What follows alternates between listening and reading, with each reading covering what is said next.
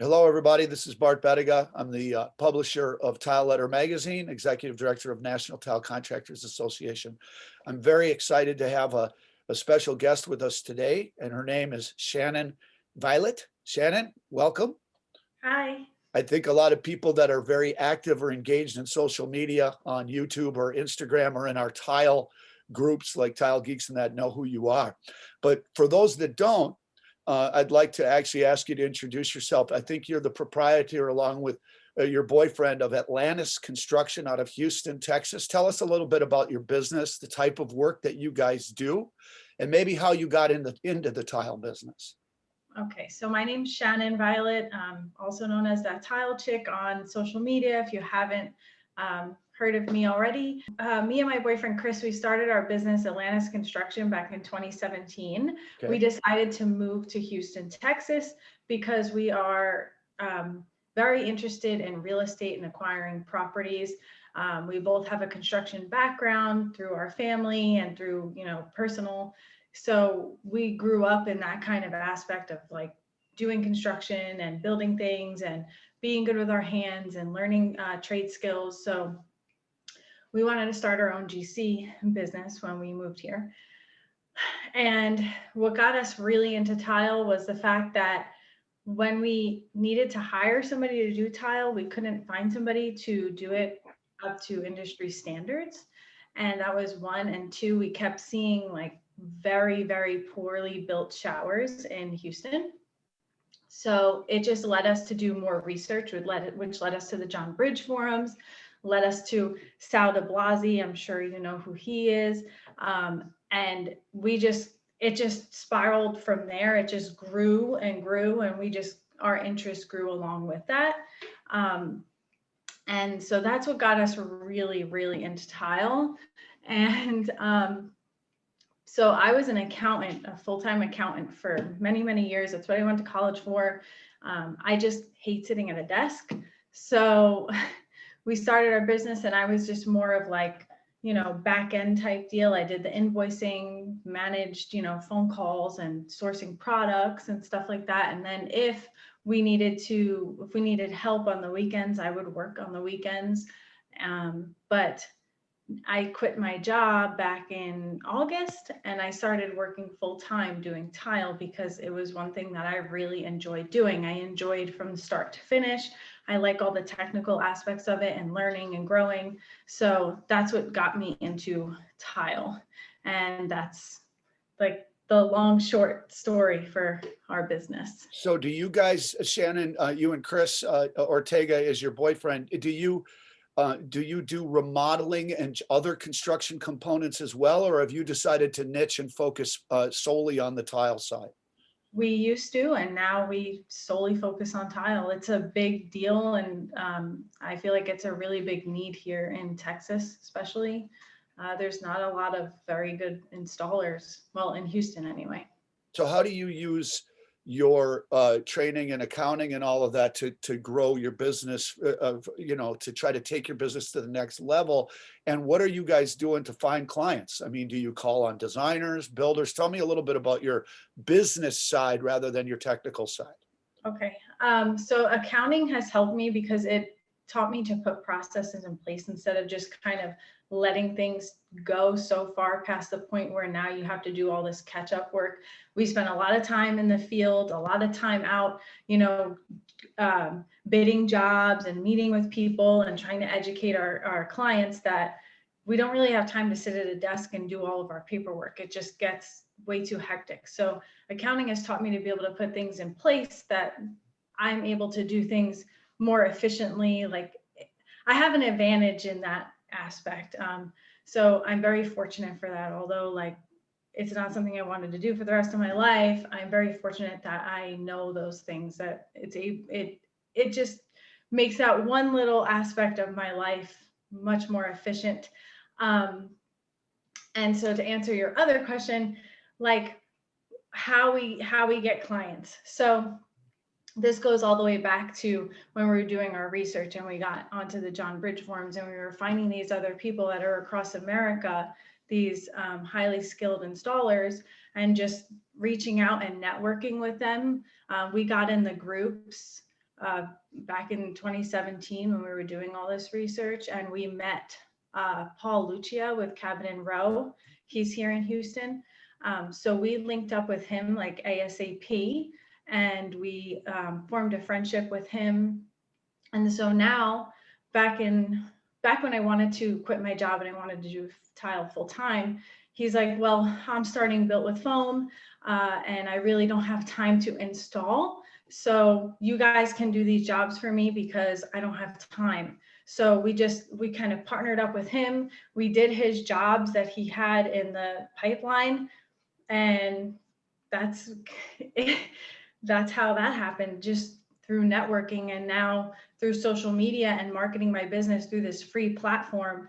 I have people constantly emailing me, calling me, and needing advice. And I like to go on the town groups. Like, I live in League City, so I go on the Talk of League City, and I like to put out educational information about waterproofing and how showers should be built, and proper methods for, different drain systems and different shower pans and all that other kind of stuff, so that people out there, if they hire a contractor or they hire somebody, they can see visually like, oh, that maybe isn't right, and then maybe they can spark the conversation with me of how it should be done. And, because at the end of the day, yes, I want the client, but also I want our jobs as competent installers who follow the rules essentially to be easier when we go to sell a job versus, these guys who are just taking these people's money. Yeah, even if they might be charging a cheap price, but they're not giving the quality product, or they're not giving a good product at all that's going to last more than a year. So I try to do that, and just putting out, education. And I learned all that from Paul. So he's been a tremendous help, big mentor to me. That's a really good answer. And I talk about networking all the time, and it's just one of those words that just doesn't appeal to a lot of people. They don't really understand what it means. So you could waste the word if you want, but you just explained it very, very well, that you have found mentors in the Houston area, but also over the internet, and taken advantage of social media, which I want to talk about in a minute. But you've really done that, and that's how you learn and grow and share. Pay it back to people, but also you're also learning from people when you do network. Is that how you view the networking component for you and Chris? Yes, like I always go out, like I'm a big believer in, you put good out, your good is going to come back to you. And it has always worked for me in my life. Like I always try to, even if like I'm networking with people, it's like you never really know who you're having a conversation with. So you should always be nice, you should always be kind, and you should always maybe just try to offer help in any way that you can, because it does come back, and it's always helpful. Even if that specific person, can't provide any value, like I always just try to leave some value with somebody. Yeah, and it's just the easiest way to do it.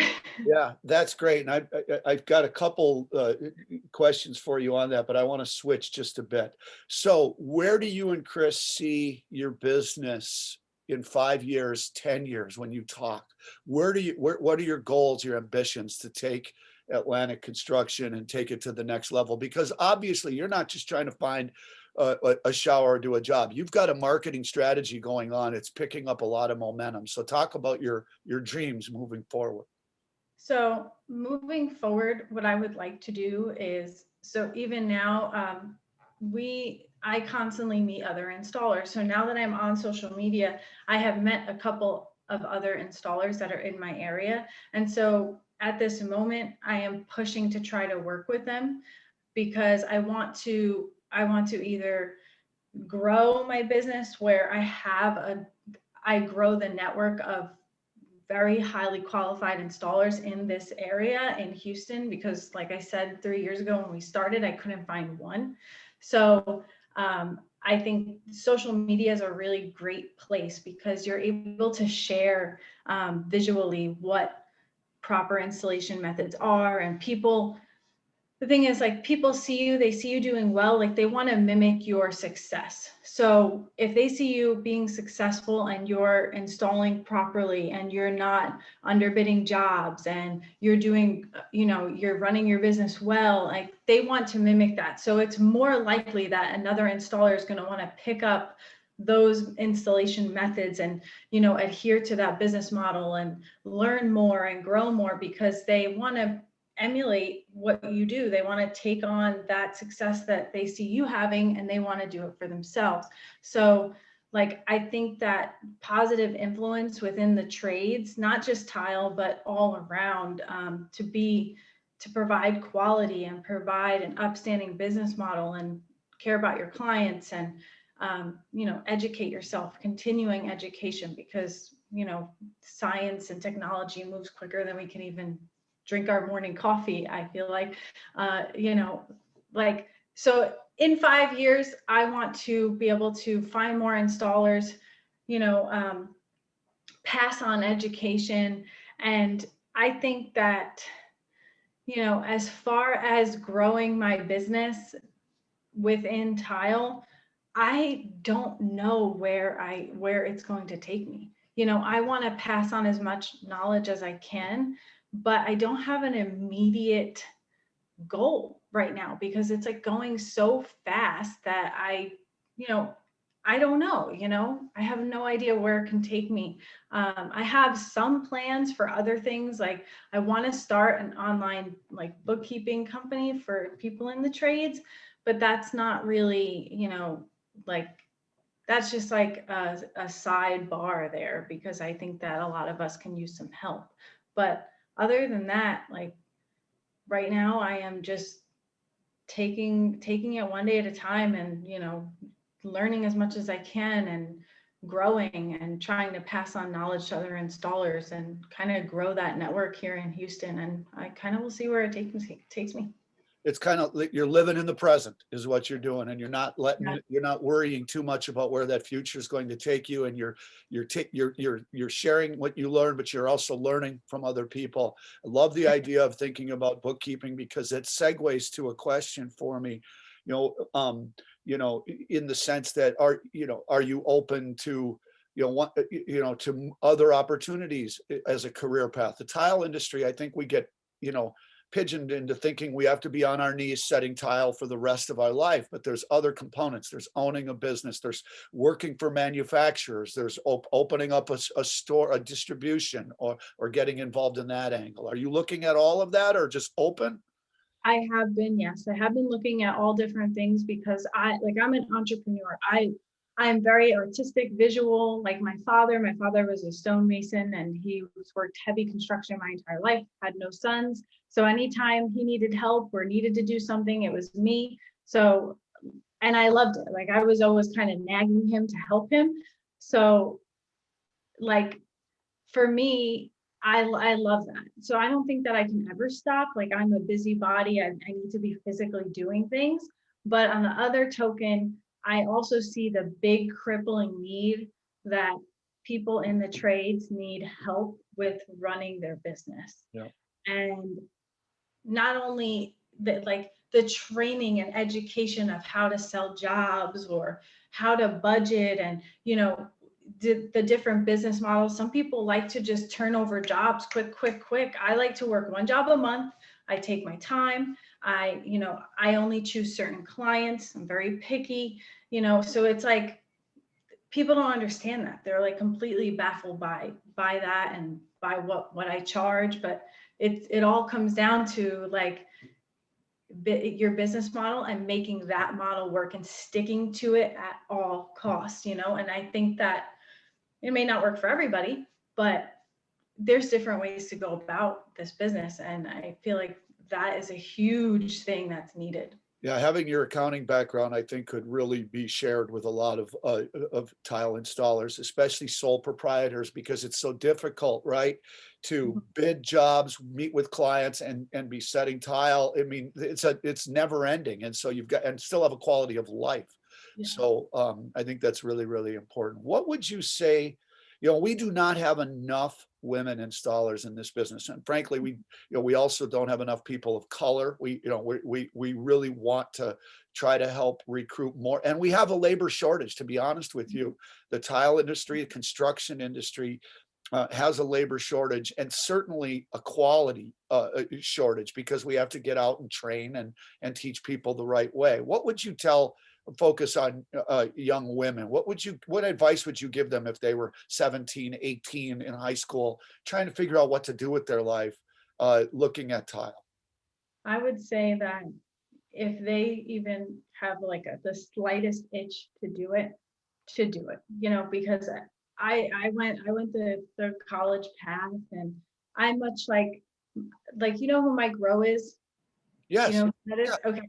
My, So I love him, and like if I could be anybody, I'd be the female Mike Rowe. If I wanted to be anybody in this world, that's well, what you I would. might just be. You just might be. Yeah. Um, so like my thing is, I'm not saying college is bad. Like college is great when you are mature enough to appreciate it. We are forced to go to college, and we're forced to get this debt. And if we don't do it, we feel like, oh my gosh, we're a loser. So like that's not true. I wish with all my heart that I would have waited to go to college, and I would have worked, because I didn't come from a silver spoon. Nobody paid for my college. I have the debt. I have $40,000 in student loans, and it's a pain in my butt. And so I wish that I would have went out and I would have worked with my dad, because that's what I did on the weekends. That's what I did in the summers. So I wish I would have just did that, but he wouldn't let me do it, because society, puts this loom over you, like you need to go right to college, or you're never going to do it and you're never going to make anything. But if you do the numbers and you say, okay, I'm going to go to college just to appease my parents, or just to appease society and fit in, then, I'm going to go get my $40,000 in student loan debt, graduate in 4 years, hopefully, then go get a job, an entry level job, maybe you make $40,000 a year. So you have 40,000 in debt, you make $40,000 a year, you're canceling yourself out to nothing. You may as well have just went to do a job and saved up for 3 years. You would have been in the positive. Like I think about, like, it offsets the debt and the interest. It offsets everything that you've done, and I think that if you don't have the money and you don't really have a direction, you're not like, I want to go be this is exactly what I want, I know it. I don't think that you should force yourself into doing something you don't want to do. So at the end of the day, if you're interested in tile and you're interested in being in the trades, you need to do it, because unless you do it physically, you're not going to know that you like it or you don't like it. And I think that everybody in school should try something out that's other than college. My thing is, you need to try as many things as you possibly can while you have all this time, because life goes by like that. And I just believe in following your dreams. Well, I tell you, you just gave me an absolute testimonial that I'm going to use towards promotion of our apprenticeship program and training, because, and I have 3 kids and they're all in college, but, I always tell them, you've got to have a specific plan if you're going to be in college, right? I mean, And follow and execute that yeah, plan. yeah, and it's probably likely going to lead to professional school, rather than, like my oldest son is a lawyer. My middle son is almost a pharmacist. That's a plan. But don't just go to college and incur debt because you don't know what to do with your life. And you just gave a great example on, the things for people to think about. All right, so to finish, I want to talk a little bit about social media. The reason I chose you for this interview is I haven't met you before, and I really haven't talked to you other than I sent you a message, but I do follow a lot and pay a lot of attention. And I think your marketing strategy on social media is absolutely brilliant. And I've been in the business a long, long time. So that's a compliment to you. But that being said, I tell a lot of people I know very well that I feel that the internet is like, you know, this one of the greatest inventions of ours, but also in some ways one of the worst. And there's so much positive energy put out, but there's a lot of negative energy put out, and it can really be. I know of a lot of people that it can really affect people negatively as well as positively. And I think you put yourself out there, right? And maybe tell me a little bit about what that experience is like, and the courage you have to put yourself out there. And maybe what have you learned, maybe new products you've seen or things positively you've learned, but maybe some negative experiences too, and the type of thick skin you have to have. Because if people are going to do this, they need to be aware of what's going to happen going in. Yeah. So the tile industry, just like anything in the trades, it's predominantly male. Right. Honestly, going in, I didn't even think about it, right? Like we had this plan. I'm like, you know what? Me, Chris, and Paul sat down together. We talked about it. I said, I can't sit and be an accountant I can't do it anymore. Like, I'm done. I want to work on our business. I want to do this. I really enjoy tile. So I jumped in both feet in August, 100%. Started my own page, on social media. Joined the groups for myself I've been in the groups, with our business page. It's, just haven't been as involved. Now, like I got myself involved, jumped in. So social media, it's been so positive for me because I was able to meet through Facebook. I met Paul through social media. Like I sell jobs through social media. I get to learn about new products, different ways of doing things. I talk to people that are in the UK, all over the entire world. There's some guy who messages me from Africa and he does tile, like it's crazy to see the different ways that tile is getting installed, because we live in our little bubble, but there's so much out there. So the networking possibilities are endless. Like it is endless possibilities, endless knowledge, endless growth. But on the other side of that, putting yourself out there, people are going to pick you apart. Everything you do. They're going to interpret what you do in their own manner. They're going to have their own views of you. They're going to say what they want. They don't know you. They like to talk about your jobs. They're, oh, well, why didn't you do such and such? They weren't even at the job. They don't even know, like, if you had to walk up 3 flights of stairs with your buckets of thinset, or if, they have no clue. They are just, strangers making a message. And at first, I'll tell you the truth, that it was really hard to deal with that because people would pick me apart, like, to no end. It was really hard. And I won't lie if I didn't cry once or twice because people were really cruel to me. But I thought to myself, it's either I just stop posting on the internet altogether, or I just buck up and don't let them bother me. So I kind of changed my perception, and it's all about the way that you view it, right? So I just kind of viewed that as like, I'm going 150 miles an hour down the highway, and like these people are stuck, they're stuck in my rear view mirror. Like there's no point in even addressing or, thinking twice about what they say, because I'm going 150 miles an hour forward. And I'm not going to let anything that they say ruin me or ruin my day, because when I know in my heart that I'm trying to do something positive, I'm trying to give good so that I can get good back. And these people are just trying to take that away from me. I'm not going to let that happen. So that's how I take that. And I will stand by that 150%, because I know my purpose. I know me. I'm solid in who I am. So I'm not, nothing anybody can say will change it. I applaud you for your courage on that. I think if I would say anything, I've noticed a much more increasing trend for you of more positive feedback that you're getting versus negative. A lot of the negative sometimes I think is in the beginning when people don't know you, and the more you are out there, I think the more they see you as a positive influence. And so I applaud you for that. And I think that my influence is so that, because I was kind of afraid to say, oh yeah, I want to do tile, because people are going to be like, well, you went to college, you're an accountant, you know, you're a professional, you know, you have a license, you can do this, you can do that. Like, yeah, but it's like, I have one, like I'm only going to live one entire life. You know, I can be an accountant anytime. There's not going to be, it's not going to be forever where I'm going to be physically able-bodied, that I can explore this other opportunity and do it. You know, I can be paralyzed from the waist down and do accounting. I can't be paralyzed from the waist down and do tile.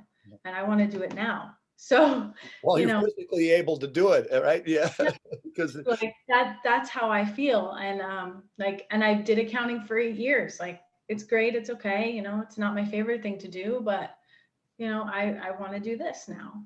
so, And yeah, so to a young woman who, has a good artistic mind, and they look at tile from an artistic standpoint, that's great. Tell them a little bit about the physical component. You have to probably stay in shape. How hard is tile from on your body, and physically, what do you do to prepare yourself to get Monday through Friday out in the field installing tile with Chris? um, it's extremely physically exhausting. Tile doesn't get any lighter. It's heavy. Like, it just working with the thin set in your hands with the trowel, and like, even if you're setting a small subway tile, you know, if you've never worked with your hands or never done anything physical, I can definitely see like your hands would really hurt at the end of the day. That's the other thing. I'm a very physically fit person. I like to keep in shape. I like to take care of myself. It's always been important to me, you know, to be physically fit. So I think that if tile is something that you want to explore, you definitely need to do some sort of uh, stretching, yoga, definitely a big one. Protect your back, right? You've got to Yeah, really take care of your back protect your back. and your leg. Definitely Yep. learn how to lift. Learn how to lift, because like I did some like powerlifting, so I'm very good with, you know, body mechanics, learning how to lift. And like, I'm 4'11", I weigh 112 pounds, and I'm able to do it. I can lift buckets of thin set. I pick up the water. I move boxes of tile. I don't let, you know, Chris do everything. I am a part of the job every single day, from learning how to use the tools you need to picking up the products and moving materials. I don't just act like, oh, well, he could do it all. You know, it's just him and I, you know, and he's a human too, and he gets tired. So we both need to help each other out at the best we can. All that to say is, I'm not saying like, you know, if there's a better way to do something and you have, you know, something to move heavy loads, you should definitely not be chucking things over your shoulder and moving it. Always be smart, but learning how to move your body and, keeping yourself physically fit and stretch and doing some sort of, you know, body movements that are going to help you and not be tight, because sitting on your knees for hours is like, your back gets tight, your knees start aching, and you need to stretch that out. Doing that, then going to sit on the couch in the same position for 3 hours isn't going to help you. You have to like go home, do some stretching, mobility. Definitely take, you know, if you worked really hard that day, take a cold shower, you know, get the inflammation out of your muscles and, you know, help your body recover from that. Because I see a lot of people, they'll beat up on their body and they think the best thing to do is just go sit on the couch, and you need to remobilize, you know, because your body gets tight from being in that one position all day long. That's great. Well, listen, all I can say is it's just been a joy talking to you, and I'm really, really thankful. Our industry's thankful that you and Chris chose tile, because there's a lot of other opportunities you could go into, the carpentry, other components of flooring. So we're glad that you chose the tile industry, and thanks for being my guest this morning. Thank you for having me. I appreciate it very much. I've been speaking with Schannon Violet of Atlantic Construction, Bart Bettiga with TileLetter Magazine and the NTCA. You guys all have a great day. Thank you.